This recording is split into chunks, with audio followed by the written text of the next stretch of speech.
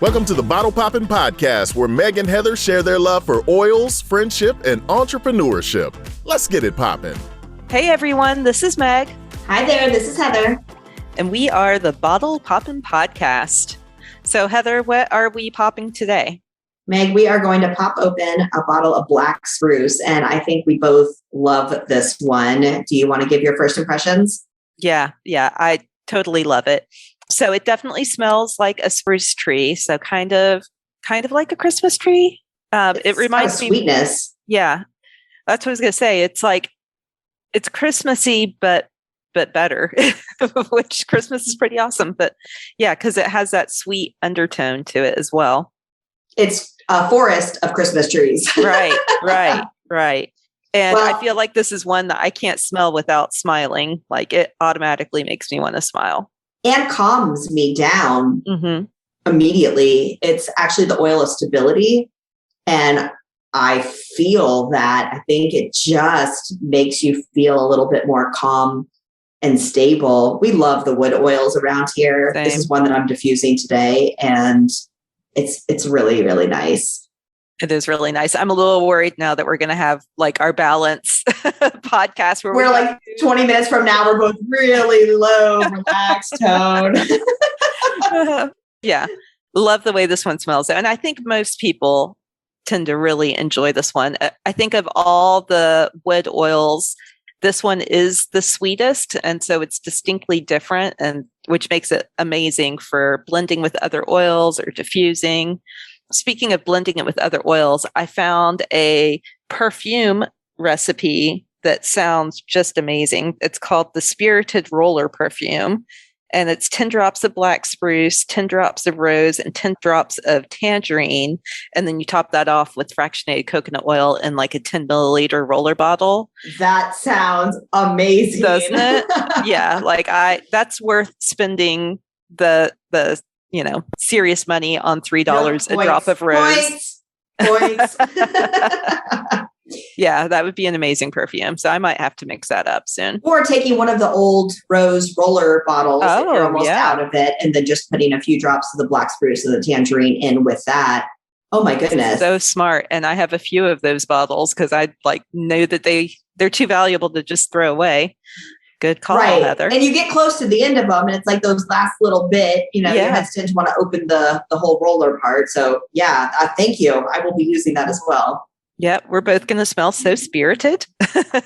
So speaking of spirited, do you want to talk about the emotional side of it a little bit first? And then I'll talk about one of my favorite things about Black Spruce. Yeah, sure. So we already kind of touched on it, on how it's calming, but it's also a happy. It's grounding. What did you say specifically? It's the oil of stability. Stability, yeah. So reading up on this one, I thought it was really interesting because it does help with like grounding and helping you feel, where you're supposed to be. But it also helps specifically with fear, and specifically fear around subconscious issues, and then generational fears. And just thinking about family trees and deep roots, and how our family, history does play into our personality. It plays into our fears. And so to have an oil that grounds us and roots us and helps us overcome those fears is pretty amazing as well.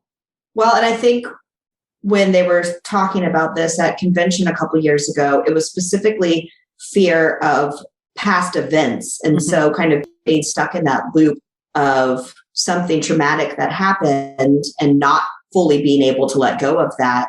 So even talking about, Christmas trees, and thinking about how many people get a little bit anxious thinking about the holidays because they're going to be around people that have potentially been associated with something bad in their life. This would probably be a really good oil to either wear as that perfume or inhale a couple times, diffuse when you're going to be around the people that you have those struggles with. Yeah. This, as we're talking, I'm also thinking of Michelle Poler and her book, Hello Fears. Hello Fears, yeah. So if any of you haven't read her book or haven't heard of her, I highly recommend going and checking out her TED Talk. Her TED Talk is amazing. And basically she picked, I think it was 30 days of things she was scared of to face. And it's a super entertaining TED Talk. It really is. She's really entertaining. It's yeah, she easy is. to listen to. Yeah, she is. But we actually, Heather and I have heard her speak before as well. And she talks about this in her book, but a lot of her fear comes from her, I think grandparents were part of the Holocaust. And that generational fear has been passed down to her. And she, was a 20-something living in the US, really had nothing to be scared of, and yet was scared of everything. And it was that generational fear being passed down to her from generation to generation to generation, and how she overcame that. And I don't think she used black spruce, but it probably could have helped her. I know she likes oils and uses doTERRA oils, but that probably could have helped her a lot. And just, it's crazy to think that these things that happened generations ago do shape who we are today. Yeah. And so to have something like that can reverse it is amazing. But again, go check out her TED Talk because it's so good. It's one of the most entertaining TED Talks. Yeah. Well, Heather, do you want to talk about how this is sourced? This is one of my favorite sourced oils for their sourcing story. In fact, if you go to YouTube, you can just type in doTERRA Black Spruce, and the first video that comes up is the sourcing video. And the reason that I absolutely love this is because it's sourced in the boreal forest of Canada. And the way they source it, they've actually created a closed loop cycle. So it has a net zero environmental impact. And so cool. It'll go into a little bit more detail, but basically the logging industry is already taking down trees in the forest, which I guess is highly regulated in Canada, but they're taking down these trees for construction and whatever else. And then they have a bunch of discard, a bunch of byproducts that's not going to get used by the logging industry.